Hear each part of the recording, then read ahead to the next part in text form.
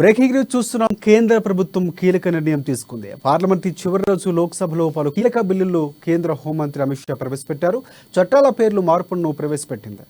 IPC, CrPC evidence యాక్ట్కు బదులుగా కొత్త చట్టాలు తీసుకొచ్చింది.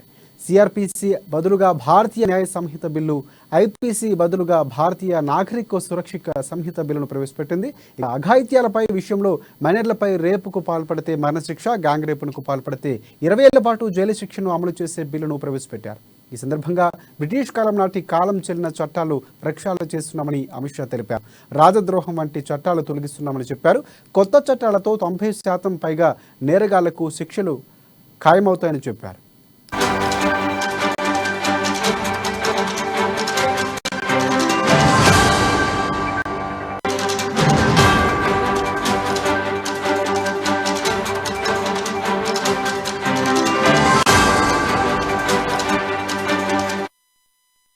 బ్రేకింగ్ న్యూస్ చూస్తున్నాం. కేంద్ర ప్రభుత్వం కీలక నిర్ణయం తీసుకుంది. పార్లమెంటు చివరి రోజు లోక్సభలో పలు కీలక బిల్లులు కేంద్ర హోంమంత్రి అమిత్ షా ప్రవేశపెట్టారు. చట్టాల పేర్లు మార్పును ప్రవేశపెట్టింది. ఐపీసీ, సిఆర్పీసీ ఎవిడెన్స్ యాక్ట్కు బదులుగా కొత్త చట్టాలు తీసుకొచ్చింది. సిఆర్పీసీకి బదులుగా భారతీయ న్యాయ సంహిత బిల్లు, ఐపీసీ బదులుగా భారతీయ నాగరిక సురక్షిత సంహిత బిల్లును ప్రవేశపెట్టింది. ఇక అఘాయిత్యాల విషయంలో మైనర్లపై రేపుకు పాల్పడితే మరణశిక్ష, గ్యాంగ్ రేపునకు పాల్పడితే 20 ఏళ్ల పాటు జైలు శిక్షను అమలు చేసే బిల్లులు ప్రవేశపెట్టారు. ఈ సందర్భంగా బ్రిటిష్ కాలం నాటి కాలం చెల్లిన బిల్లు ప్రక్షాళన చేస్తున్నామని అమిత్ షా తెలిపారు. దీనిపై మరిన్ని అప్డేట్స్ మా ఇన్పుట్ ఎడిటర్ శ్రీనివాస్ అందిస్తారు. శ్రీనివాస్ చెప్పండి. భారతీయ చట్టాలు 50 ఏళ్ల క్రితం పొందిన భారతీయ చట్టాలను సమూలంగా మార్పులు చేస్తూ ఈరోజు లోక్సభలో హోంమంత్రి అమిత్ షా చట్టాలను సవరిస్తూ ఈరోజు పార్లమెంట్ లో ప్రవేశపెట్టడం జరిగింది. 3 చట్టాలు ఏదైతే IPC Indian penal code, CrPC criminal procedure code, అదేవిధంగా ఇండియన్ ఎవిడెన్స్ యాక్ట్, ఈ 3 చట్టాలను కూడా కేంద్ర ప్రభుత్వం చేస్తూ కొన్ని సవరణ చేస్తూ కొత్త చట్టాన్ని ఈరోజు లోక్సభలో ప్రవేశపెట్టడం జరిగింది. ముఖ్యంగా చూసుకుంటే కనుక ఈ చట్టాల సవరణ వల్ల శిక్షలు మరింత కఠినతరం కాబోతున్నాయి. అదేవిధంగా ఏదైతే విచారణ వేగవంతం చేసే దిశలో ఈ చట్టాలు ఉండబోతున్నాయనేది మనకి హోంమంత్రి చెప్పిన సారాంశంలో మనకు తెలుస్తుంది. మొత్తానికి చూసుకుంటే కనుక దాదాపు 47 ఏళ్ల క్రితం నాటి చట్ట సవరణల్ని కూడా గత కొంతకాలం కూడా చట్టాలు సవరించాలని పదే బిల్లులు వస్తున్న నేపథ్యంలోనే కేంద్ర ప్రభుత్వం 2020లోనే ఒక క్రిమినల్ లా రిఫార్మ్స్ అనే ఒక కమిటీని ఏర్పాటు చేయడం జరిగింది. ఆ కమిటీ ఏదైతే ప్రజల నుంచి కావచ్చు, అదేవిధంగా నిష్ణాతుల నుంచి కావచ్చు అనేక సమాచారాలు, వారి అభిప్రాయాలు సేకరించిన తర్వాత 2022లో రాజ్యసభలో ఆనాటి హోంమంత్రి చెప్పడం జరిగింది. ఏదైతే చట్టాలను మార్పు తీసుకొస్తున్నామని రాజ్యసభలో ప్రకటన చేసిన తర్వాత ఈ రోజు చట్ట సవరణకు సంబంధించి 3 చట్టాలు, IPC, CrPC, Indian evidence act, ఈ 3 చట్టాలను మార్పు చేస్తూ ఈ తాజా సవరణను లోక్సభలో ప్రవేశపెట్టడం జరిగింది. ముఖ్యంగా చూసుకుంటే కనుక భారతీయ సురక్ష సంహిత అంటే ఇండియన్ పీనల్ కోడ్ కి కొత్త పేరుగా పెట్టడం జరిగింది. అదేవిధంగా భారతీయ న్యాయ సంహిత అని చెప్పేసి సిఆర్పీసీకి, అదేవిధంగా భారతీయ సాక్ష్య బిల్ అని చెప్పేసి ఇండియన్ ఎవిడెన్స్ యాక్ట్ కి పెట్టడం జరిగింది. మొత్తానికి ఈ బిల్లుల వల్ల ఏవైతే శిక్షలు మరింత కఠినం కాబోతున్నాయి, అదేవిధంగా విచారణ కూడా వేగవంతం కాబోతుంది. అయితే మరోవైపు చూస్తుంటే కనుక ముఖ్యంగా పోలీసులు ఏదైతే విచారణ సమయంలో వారి మీద కూడా అనేక ఆరోపణలు వస్తున్నాయి. వారి ఇష్టానుసారం కొంతమంది వ్యవహరిస్తున్నారని చెప్పేసి కూడా ఆరోపణలు వస్తున్న నేపథ్యంలో ఇకపై పోలీసులు సర్చ్ ఆపరేషన్స్ ఏవైతే చేయబోతున్నారో, విచారణ చేయబోతున్నారో వాటన్నిటిని కూడా వీడియోగ్రఫీ చేయాలని చెప్పేసి కూడా స్పష్టంగా ఈ చట్టంలో చెప్పడం జరిగింది. అదేవిధంగా గ్యాంగ్ రేప్ కు సంబంధించి 20 ఏళ్లు కఠిన శిక్ష విధించబోతున్నారు. అదేవిధంగా మైనర్ బాలికలకు సంబంధించి ఇటీవల దేశంలో అనేక ఘటనలు చోటు చేసుకున్న తమిళ ఎవరైతే పాల్పడతారో వాళ్ళకి మరణశిక్ష విధించాలని చెప్పేసి కూడా ఈ చట్టం సవరణ పేర్కొనడం జరిగింది. అదేవిధంగా ముఖ్యంగా మూక దాడుల్లో కూడా మరణశిక్ష, ఎందుకంటే అల్లరి మూకలు ఎప్పుడు ఎక్కడ దాడి చేస్తారో తెలియదు. వాళ్ళు పెద్ద ఎత్తున 100ల్లో ఉండొచ్చు, 1000ల్లో ఉండొచ్చు, 1000ల్లో ఉండొచ్చు. దాడులు చేసే సమయంలో ఆస్తుల నష్టం జరగవచ్చు, ప్రాణ నష్టం జరగవచ్చు. సో ఇవన్నీ కూడా వారు తప్పించుకునే పరిస్థితి ఉంది ఇది వరకు ఉన్న చట్టాల్లో. సో ఇప్పుడు కూడా తీసుకొచ్చే చట్టాల్లో ఈ మూక దాడులు ఎవరైతే పాల్గొన్నారో వారిపై కూడా ఖచ్చితంగా మరణశిక్ష విధించాలని చెప్పేసి కూడా ఇందులో ఈ చట్ట సవరణలో పేర్కొనడం జరిగింది. మొత్తానికి చూసుకుంటే కనుక నేర తీవ్రత చూడాలి, అదేవిధంగా ఉండాలి అనేది ముఖ్యంగా న్యాయ వ్యవస్థ నుంచి వస్తున్న ఒక డిమాండ్. ఎందుకంటే నేర నేర తీవ్రత చూడకుండా శిక్ష ఒకే విధంగా ఉండడం కూడా కరెక్ట్ కాదు. ఉదాహరణకు మనం తీసుకుంటే కనుక 420 సెక్షన్ 420 చెప్తుంది, ఎవరైతే దొంగతనం పాల్పడతారో వాళ్ళకి 420 చట్టం ప్రకారం చాలా తక్కువ శిక్ష ఉంటుంది. కానీ అందులో తీవ్రత అంటే 1000 రూపాయలు దొంగతనం చేసినా, 1,00,000 రూపాయలు దొంగతనం చేసినా, కోట్ల రూపాయలు దొంగతనం చేసినా అదే శిక్ష వేస్తున్నారు. సో అది కరెక్ట్ కాదు. ఎందుకంటే తీవ్రత అందులో చూడాలి అని చెప్పేసి కూడా న్యాయ నిపుణులు చెబుతున్నారు. సో దాన్ని బట్టి కూడా ఇప్పుడు చట్ట సవరణలో మార్పులు తీసుకురావడం జరిగింది. మొత్తానికి చూసుకుంటే కనుక ఈ రోజు తీసుకొచ్చిన చట్ట సవరణలు ఏవైతే ఉన్నాయో ఆ చట్ట సవరణని కూడా స్టాండింగ్ కమిటీకి రిఫర్ చేయడం జరిగింది. స్టాండింగ్ కమిటీ వీటన్నిటిని కూడా పరిశీలించిన తర్వాత అప్పుడు బిల్లును మరోసారి సభ ముందుకు తీసుకొస్తారు. ఆ తర్వాత బిల్లును చట్టం చేయాలనుకుంటే రాష్ట్రపతికి పంపించాలి. రాష్ట్రపతి ఆమోదం తర్వాత దీన్ని చట్టం దాల్సింది. అయితే ఇది చట్టం కావడానికి మరి కొంత కాలం పడుతుంది మాత్రం స్పష్టంగా చెప్పొచ్చు. రాధిక రైట్ అవుట్ శ్రీనివాస్, ప్రధానంగా చూసుకుంటే గతం నుంచి కూడా సోషల్ మీడియాలో ఏ చిన్న యాక్టివిటీ జరిగినా లేకపోతే ఎక్కడ ఏ ఘటన జరిగినా కూడా చట్టాల్లో మార్పులు తీసుకురావాలని ప్రజలు కూడా అలాంటి స్పందన తెలియజేస్తున్న పరిస్థితి. ఈ పరిణామం అనేది అంటే మార్పుకు సంబంధించి కానీ లేకపోతే బ్రిటిష్ కాలం నాటి ఉన్నటువంటి యాక్ట్లకు సంబంధించి మార్పులు తీసుకొస్తున్నాం, వాటికి చర్మగీతం పాడుతున్నాం అంటూ తీసుకొచ్చినటువంటి నేపథ్యంలో ఎలాంటి స్పందన వచ్చే అవకాశం కనిపిస్తుంది? ప్రధానంగా మైనర్ బాలికల విషయంలో మరణశిక్షకు సంబంధించి అంటే భారతీయ శిక్షా స్మృతిలో ఎక్కడ కూడా మరణశిక్ష అనేది చాలా వరకు తక్కువ రేర్ సందర్భాల్లో మాత్రమే ఉండేది. కానీ ఇలాంటి ఒక ధైర్యమైనటువంటి సాహసంగా దీన్ని చెప్పవచ్చారా, లేకపోతే ఎలాంటి స్పందన వచ్చే అవకాశం కనిపిస్తా ఉంది? రాజశేఖర్, ఎందుకంటే మనకి మైనర్ బాలికల విషయంలో రేపులు చేస్తున్నారు, ఇది కరెక్ట్ కాదు. ఎందుకంటే చాలా చోట్ల కూడా తల్లిదండ్రులు వాళ్ళు పడే వేదన అంతా ఇంత కాదు. సో ఇలాంటి పరిస్థితుల్లో చాలా డిమాండ్, ఎవరైతే మైనర్ల మీద రేపులు చేస్తున్నో వాళ్ళని శిక్షించాలి, కఠినంగా చంపేయాలి, మరణశిక్ష విధించాలని చెప్పి పదే డిమాండ్లు వస్తున్నాయి. అన్ని రాష్ట్రాల్లో కూడా ఇదే డిమాండ్.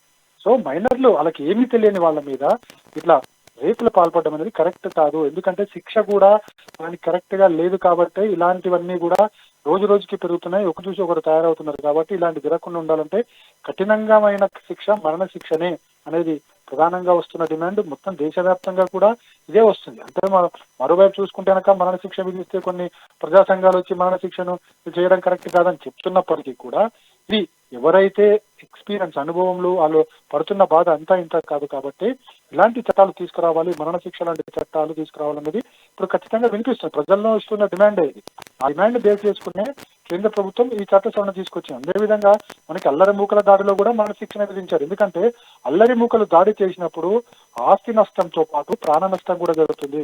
కేవలం అల్లరి మూకల దాడిలో ఆ కేసును కొట్టేసి వాళ్ళకి పెద్దగా శిక్ష లేకుండా వదిలేయడం వల్ల ఏమవుతుందంటే ఇలాంటి వాళ్ళు మళ్ళీ పుట్టుకొస్తున్నారు, మళ్ళీ ఈ దాడులు పాల్పడుతున్నారు. సో ఇలాంటి వాటికి చెక్ పెట్టాలనుకుంటే కనుక మరణ శిక్షనే. ఎందుకంటే అల్లరి మూకల దాడిలో ప్రాణాలు పోవచ్చు, ఆస్తులు నష్టపోయే పరిస్థితి ఉంది, వందల కోట్లు నష్టపోయే పరిస్థితి ఉంది, ప్రాణ నష్టం జరుగుతుంది.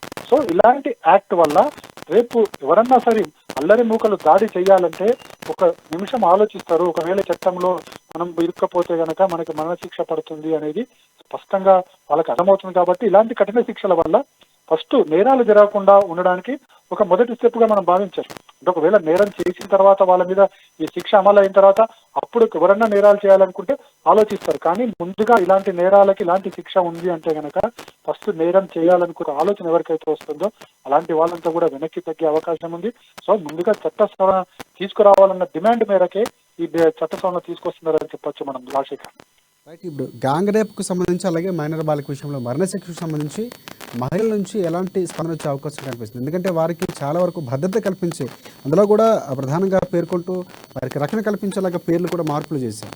దీనికి సంబంధించి వారి నుంచి ఎలాంటి స్పందన వచ్చే అవకాశం ఉందండి? ముఖ్యంగా మనం చూసుకుంటే కనుక ఈ ఇండియన్ పినల్ కోడ్ కావచ్చు, క్రిమినల్ ప్రొసీజర్ కోడ్ కావచ్చు, ఇండియన్ ఎవిడెన్స్ యాక్ట్ కావచ్చు, ఇవన్నీ కూడా దాదాపు 5 దశాబ్దాల క్రితం. ఇందులో కూడా ఈ చట్టాలు ఏవైతున్నాయో ఈ చట్టాలు అప్పటికి సంబంధించిన చట్టాలు. అప్పట్లో క్రైమ్ అనేది ఈ స్థాయిలో లేదు, ఈ స్థాయిలో అభివృద్ధి ఈ స్థాయిలో పెరుగుతూ రాలేదు, ఈ స్థాయిలో క్రైమ్స్ డిఫరెంట్ యాంగిల్స్ జరుగుతూ రాలేదు. అందులోకి ఆ చట్టాలన్నీ కూడా బ్రిటిష్ కాలం నాటి చట్టాలు, అంటే బ్రిటిషర్స్ రూపొందించిన ఈ చట్టాలు ఏవైతున్నాయో ఆ చట్టాలని మనం అడాప్ట్ చేసుకుని దాంట్లో కొద్దిగా మార్పు చేసుకుని కేవలం ఐపీసీ, ఇండియన్ పీనల్ కోడ్ అని, సిఆర్పిసి అని చెప్పేసి పేర్లు మార్చుకున్నామే తప్ప తీసుకొచ్చిన చట్టాల్లో అది 5 దశాబ్దాల క్రితం ఉన్న చట్టాల్లో ఇప్పుడున్న నేర ప్రవృత్తికి చాలా తేడా ఉంది. కాబట్టి ఈ నేర ప్రభుత్వ తేడా ఉంది కాబట్టి దీన్ని చేంజ్ తీసుకురావాలంటే ఖచ్చితంగా ఈ ప్రొసీజర్స్ మార్చాల్సిన అవసరం ఉంది. ముఖ్యంగా చూసుకుంటే కనుక ఫర్ ఎగ్జాంపుల్ గతంలో మనకి మనకి టెక్నాలజీ అంతగా లేదు. 50 ఏళ్ల క్రితం చూసుకుంటే కనుక ఇంత టెక్నాలజీ లేదు. కానీ ఇప్పుడు చూసుకుంటే కనుక అనేక సాంకేతిక అంశాలు అదేవిధంగా ఇంత సాంకేతిక అభివృద్ధి చెందిన తర్వాత నేరాలు కూడా అదే స్థాయిలో పెరగడం జరిగింది. సో వీటన్నిటిని తీసుకురావాలనుకుంటే కనుక ఖచ్చితంగా ఇలాంటి చట్టాలు అవసరం అనేది స్పష్టమవుతుంది. అందుకోసమే కేంద్ర ప్రభుత్వం ఈ చట్టాలను తీసుకురావడం జరిగింది. ఇది స్టాండింగ్ కమిటీకి రిఫర్ చేసిన తర్వాత స్టాండింగ్ కమిటీ చెప్పే అభిప్రాయాలు కావచ్చు లేదా అభ్యర్థన కావచ్చు అభ్యంతరాలు వీటన్ని కూడా పరిగణలోకి తీసుకుని కొత్త చట్టం రాబోతుందని మనం చెప్పొచ్చు. Rajasekhar, thanks for update Srinivas.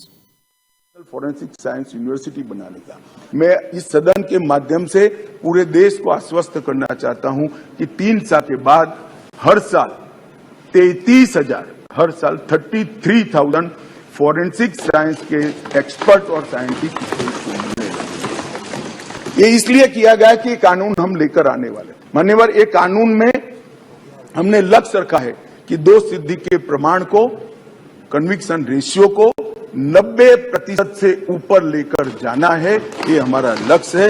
इसलिए हमने एक महत्वपूर्ण प्रावधान किया है कि 7 वर्ष या उससे ऊपर की सजा जिस धाराओं में है वो सभी क्राइम सीन पर फॉरेंसिक टीम की विजिट को हम कंपलसरी कर रहे हैं।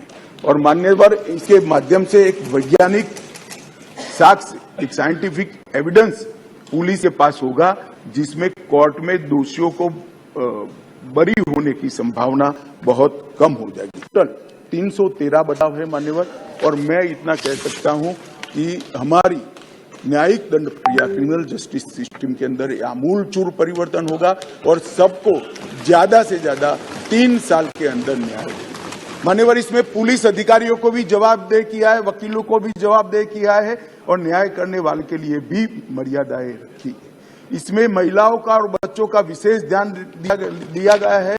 अपराधियों को सजा हो इसकी चिंता की गई है और पुलिस अपने अधिकारों का दुरुपयोग न कर पाए ऐसा भी किया। इसके अंदर राजद्रोह जैसे कानूनों को एक और हम निरस्त कर रहे हैं तो दूसरी ओर धोखा देकर महिला का शोषण करने वाले और मॉब लिंचिंग जैसे जघन्य अपराध करने वालों को दंडित करने का भी प्रावधान है। आगे मैं बताता हूं, बड़े ध्यान से इस प्रक्रिया में मैं इन्वॉल्व रहा हूं। अध्यक्ष जी, मैं सदन को आश्वस्त कर सकता हूं कि 1860 से लेकर 2023 पर 23 तक अंग्रेज पार्लियामेंट ने बनाए हुए कानून के आधार पर इस देश की क्रिमिनल जस्टिस सिस्टम चलती रही। इसकी जगह भारतीय आत्मा के साथ ये 3 कानून अब प्रस्तावित होंगे और हमारी क्रिमिनल जस्टिस सिस्टम के अंदर बहुत बड़ा परिवर्तन आएगा। माननीय अध्यक्ष जी, मैं बिल स्टैंडिंग कमेटी को भेजने वाला हूं, इसलिए बहुत लंबा नहीं बोला, मरुतु इतना जरूर कहना चाहता हूं